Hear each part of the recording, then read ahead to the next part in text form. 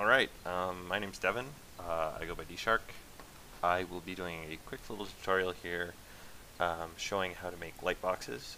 I love using the grayscale kit. If you don't use that, I recommend you do. They've got a bunch of really nice, cool light boxes in here for you to use. They give you nice reflections on whatever you're using. However, sometimes I don't have these files with me, as I often work on other computers, other places. And a nice thing to know how to do is be able to make your own light boxes so that you can basically use them wherever you want. You can make these in like 3 minutes. I'll do a little, my tutorial will be a little bit longer than that, but they're pretty easy to make. And I'm basically just going to show you how to do it. Alright, so first thing you want to do here is you want to create a cube. This is what we're going to be putting the light box texture on, and then we will be taking the baked texture data from a sphere that we're going to be putting inside it. Okay, so first thing we want to do is we want to go here and we want to create new texture. This is, like I said, going to be the texture for the light box. So what you're going to look to do is you're going to look to put it in the luminance channel first. So you want to turn on luminance, and then you want to take off color, and you want to take off specular. So when you go into the luminance channel here, you're going to want to go into texture here. We're going to start out with the gradient. I'm going to show you how to improve that later on, though. Okay, so we're going to start out with the gradient. Click on the little image of what your gradient's going to look like here. What you want to do is you want to change the setting from 2DU to circular.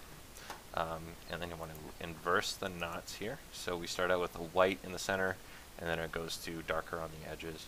That's a little dark there, so I'm just going to lower that.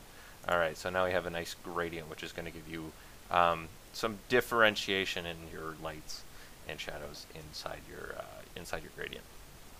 Another nice thing to do is to click on this guy and just lighten it up a little bit, so the light's a little bit warmer, go into yellow or orange somewhere in there, and then change it. So now you have a nice, it looks like a light, basically. Alright, so now what you can do is you can just pop it on there, and already we're seeing sort of what the light box is going to look like. Okay, so next thing we can do here is, if you look at the kit that I'm using here, there's black edges around it, which we have the capability of making pretty easily in here. So what we're going to do is we're going to go and click on layer. Layer is a nice little texture option, and that allows you to put two different images on top of each other. So basically any of the shaders you have here, you can add and subtract them and put them together, do anything you want basically, which is nice. Okay, so now what we're going to do is we're going to go into shader, and then we're going to go all the way down to surfaces, and then tiles. So this is pretty ugly to start with here, but you can change it so that you can get the nice black outline that goes around the box. So we're going to turn off this guy, set it to white, set this to white as well. This blue doesn't actually show up in it, but we're going to make it white anyway.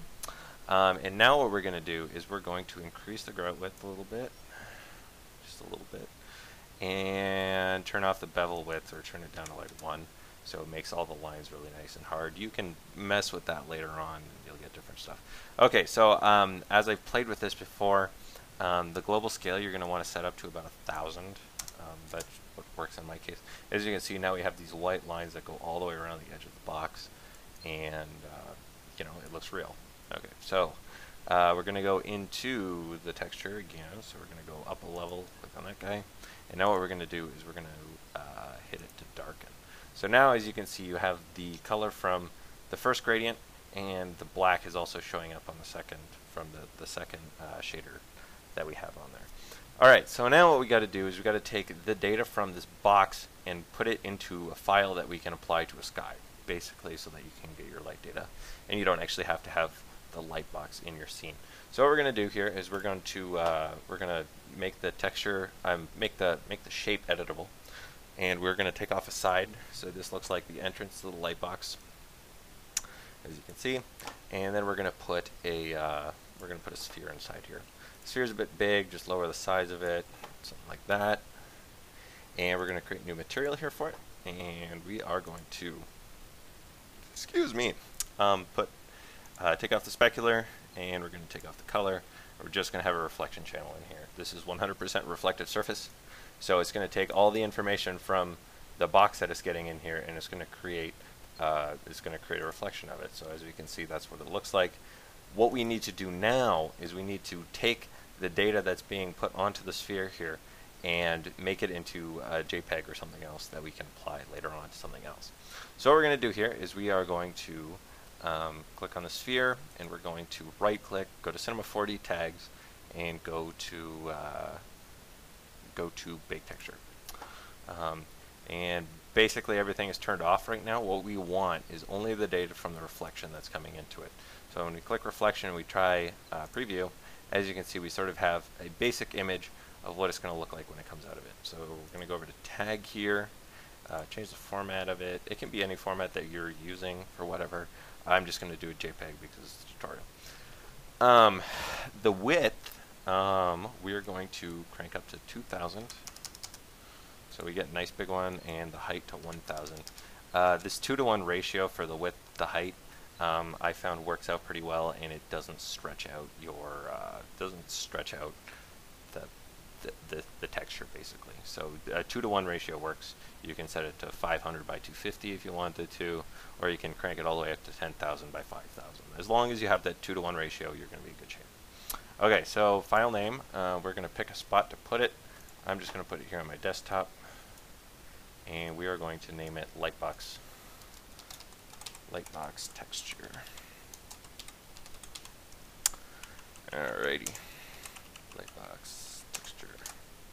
Alright, so I hope you have a better save system than I do. I just put my shit anywhere I want to. Okay, so cool. Now we're going to go over to options, and we're going to bake it. So it baked out the texture for us. It took all the reflection data from that, and it put it right here on our desktop. So as you can see, we have our Lightbox. So in case you're not familiar with how to get this thing working in your actual setup, I'm just going to go through here and do a quick one for you to show you sort of how the textures work on it and how I would implement something like this. Alright, so now we're going to go to new. Let's put a nice little shape in here. It could be any shape. I'm just going to do this. I'm going to put on a new material, put a reflective surface on here, and lower the reflection a little bit so we get that. Maybe out of Fresnel. Alright, so now it's going to be reflecting it off of the edges, and it's going to be mostly solid in the center here. So we're going to just pop it on there. Now I'm going to go over to Mesh, Commands. No, wait. Sorry, I'm stupid. We're going to go over to Sky. Alright, so the sky here, this is what we're going to be putting our texture that we just created on.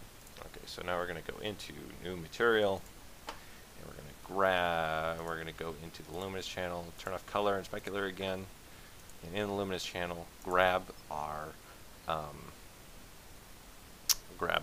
So we're just going to click on the little ellipsis here, go down, find our image, which I named, there it is, Lightbox reflection texture, yes, and we're going to just pop it on the sky here.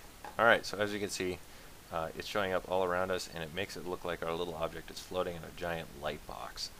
To make the light actually work here, what you actually need to do is you need to turn on your global illumination settings. So go to Effect, and then go turn on global illumination, and then what you'll get is you'll get a really nice sort of glow to your object. So to show you that this is actually working, we're going to put another cube over here right beside it, and now what's going to happen is light's going to be coming from the surface over here. It's going to reflect past that, and it's going to create a little shadow on the actual cube. So as you can see, the shadow is already sort of showing up there, and it's basically showing that the light's going to work. As you can see here with the platonic, you're getting reflections from all the stuff that's around you. Now, what you might not like is the fact that this is showing up in the background. Maybe you want it black, maybe you want a background texture, whatever.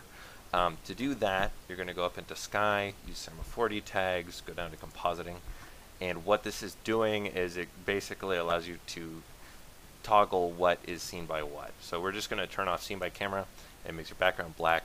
However, your reflections are still showing up on your cube here for you.